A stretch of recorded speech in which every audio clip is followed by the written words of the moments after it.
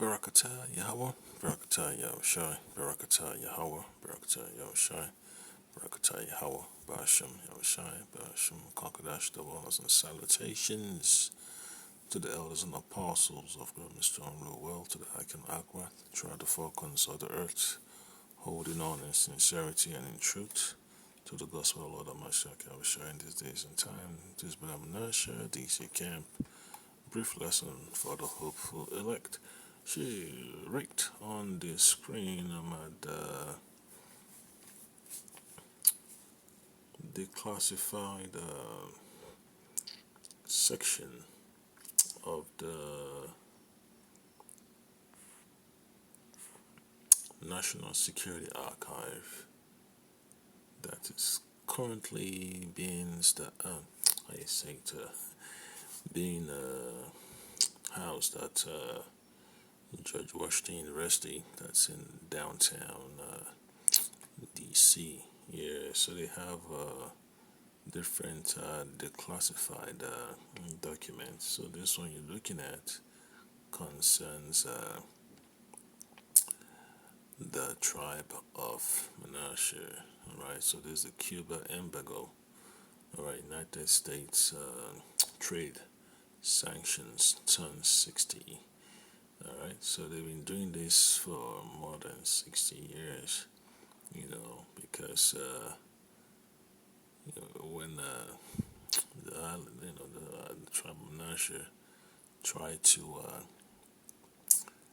get over, you know, the Spanish, United States had to jump in there too to swallow them up in a situation that they've been dealing with ever since. So ever since those corporations have not been able to have a foothold like they used to, they had to use the whipping stick of the government to hit our people hard over the head. So when you have that embargo, ever since our people been fighting for freedom. It's not an easy struggle. The embargo is no joke. They call it an embargo, they call it a blockade. Hey, whatever it is, man, it hurts. And it's pain.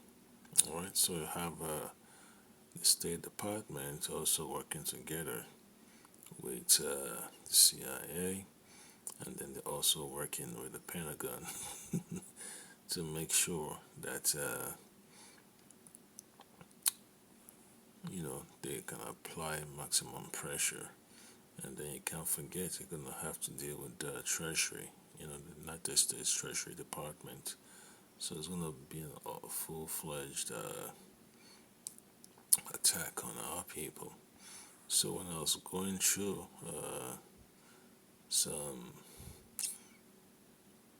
postings on TikTok yesterday, I came across the 1960 what I call it, declassified memo about what the elites of Edom always wanted to do, man, their minions in the State Department. So it says this 1960 memo, written by Deputy Assistant Secretary of State Lester Mallory, provided the initial rationale for punitive trade sanctions against Cuba. So when you zoom in and then you start reading, it tells you exactly what you're going to be looking at, man. You hear about let me see.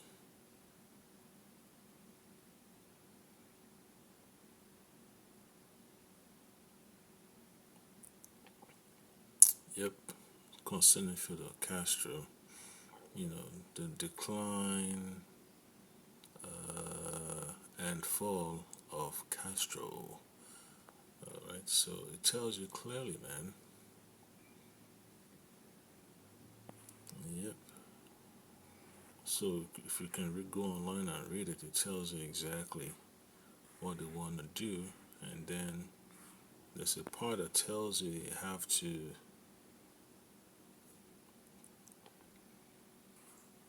apply pressure.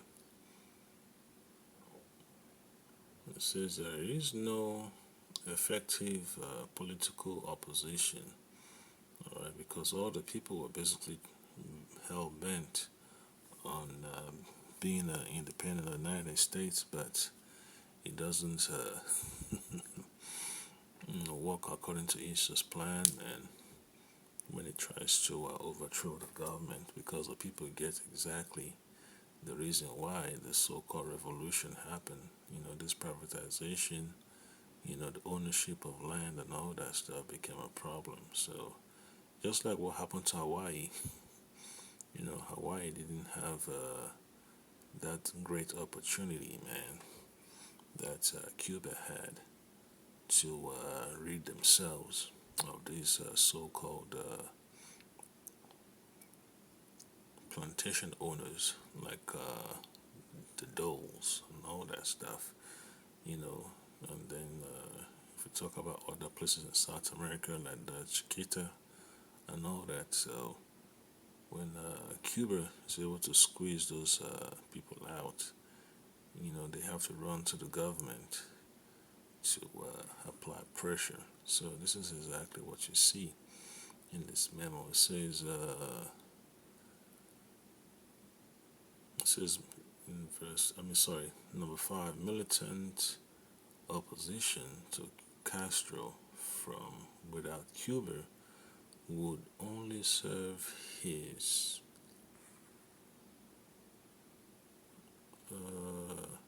and the communist cause.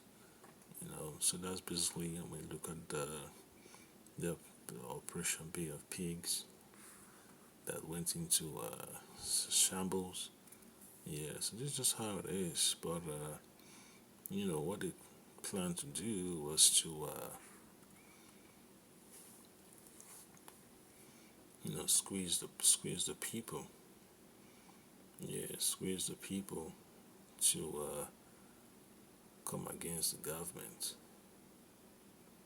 So it says if the above are accepted or cannot be successfully countered, it follows that every possible let's see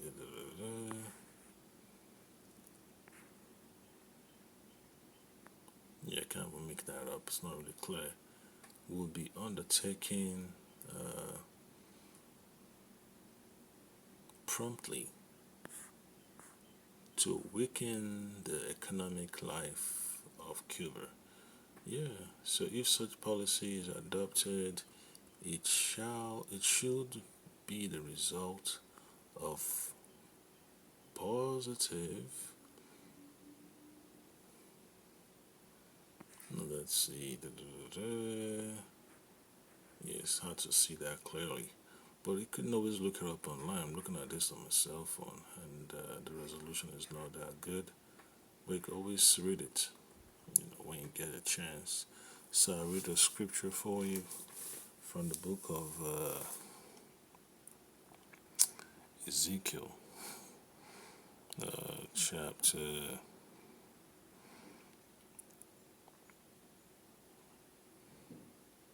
25, and from verse 12 to verse 14.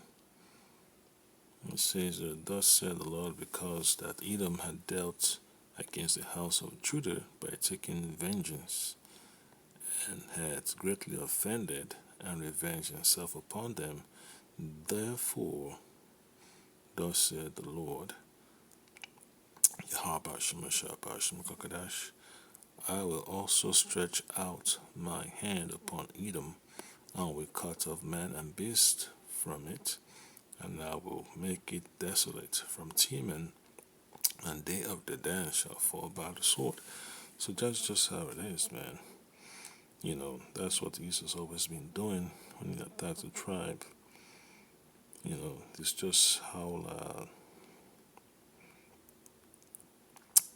He's always been going after our people, man. He can't get no rest until he sees our people fall. Amos 1:11 says, "Thus said the Lord Yahweh Hashem Hashem Kakadash, for 3 transgressions of Edom, and for 4 I will not turn away the punishment thereof, because he did pursue his brother with a sword, and did cast off all pity, and his anger did tear perpetually, and he kept his wrath forever." Alright, so when you read this, you just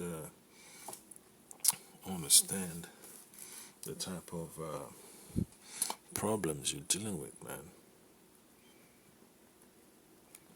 Now you understand why you have uprisings across the nations where Jakes dwell.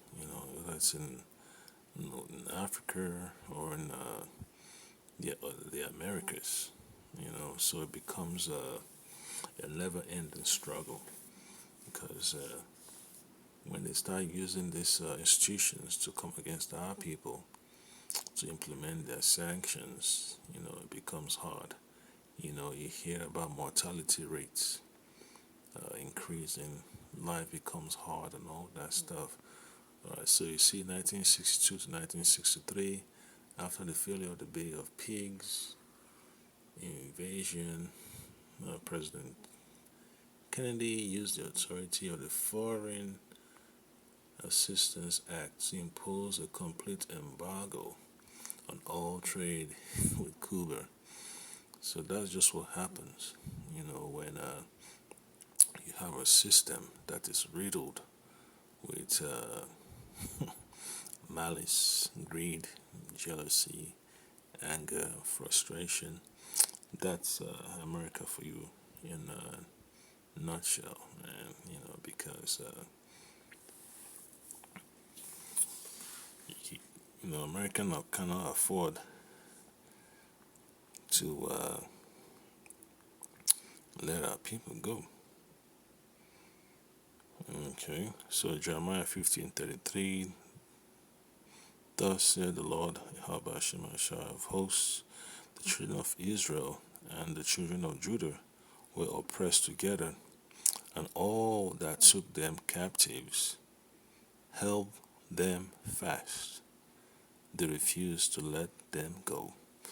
So you understand the daily struggle of our people, man. Why they're always looking for greener pastures. It's chaotic. And now the situation in Bolivia is going to spread to neighboring countries because of the government's been infiltrated, by these so-called puppets of Esau's NWO. So they have to push to hand over the natural resources, to the hands of these corporations, whether it's the mines, all that stuff, resources like lithium, gold mines, water, copper, silver, you name it, man. You name it. So it's just part of the journey that you have to be aware of, man. This situation that you're dealing with on a daily basis is not by accident. When you have to deal with redlining, in your neighborhood, it's by design. Urban renewal, eminent domain, it's all by design, by Esau to uproot people from having a stable position. So you just have to be aware, man, that our affliction, under Esau hasn't stopped, man. He's still going for the guts, so he wants to push that agenda to have all of our people under his thumb. But at the end of the day, man, only the Lord Hamashiach Yahushai can deliver us. out of the hands of Edom, because yeah, this is not a joke, man. It's not a joke. Yeah, you just have to realize what happened. Even when the Southern Kingdom was pushing for independence in the 60s over there in Africa, what happened later on? Chaos and civil war and all that madness, and even the so-called Canaanites, so-called Hamites are also getting the brunt of it too. So yeah, you just have to live with hope. The Lord of Mashak Yahushai we return, to deliver us out of the hands of our enemies, man, because it's just hard, man. It's hard. Look at Haiti. Look at the Congo. It's a mess. It's a mess. And then when you start looking at other South American country, even look at the tribe of Gad. They're just filled with so much stress. And yeah, just only the Lord of Mashak Yahushai can get us out of it, man. Right. So it says 1994, during the Rafters migration crisis, President Bill Clinton cut off family remittances and halted travel between the United States and Cuba to punish Castro for allowing Cubans to leave and to pacify Cuban Americans angry over Clinton's policy of interring Cuban migrants rescued at sea in Guantanamo Naval Station rather than admitting them to the United States. Yeah, so when our people are allowed to leave the island, you know, seeking help and assistance, we have more pressure. So that shows you that the presidents are in on the agenda. So whatever judgments, these presidents get, it's just sanctioned by the Lord. It's ordained by the Lord. So you shouldn't feel pity for them, because the amount of evil they are part of is just unbelievable. So it's in the hands of the Lord. You just gotta wait and see how it's gonna play out, because we're getting close, to the third woe. Shalom.